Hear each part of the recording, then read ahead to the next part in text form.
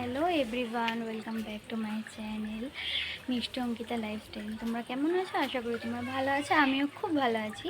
এটা আমার first blog. তো ব্লগটা কেমন হচ্ছে আমাকে কমেন্ট বক্সে জানাবে। আর তোমরা কী কী ধরনের ব্লগ দেখতে চাও আমাকে সেটাও কমেন্ট বক্সে জানিয়ে দেবে। তো এখন এসেছি আমি মাসির শাশুড়ির বাড়িতে। আমি, মা আর আমার মেয়ে মিলে। আর তো মাসি শ্বশুরের বাড়িতে রবিবার দিন ঢালাই হয়ে গেছে। আজকে মামা শ্বশুরের বাড়িতে ঢালাই ছিল। মাসি বাড়ি থেকে মামা শ্বশুরের বাড়িতে বেশি দূরত্ব না, খুব জোর 5-10 মিনিটের দূরত্ব। তো ওখানে গেছিলাম, এইমাত্র এলাম, এসে খাওয়া দাওয়া করলাম। খাওয়া দাওয়া করে একটুখানি রাস্তায় বেরোলাম।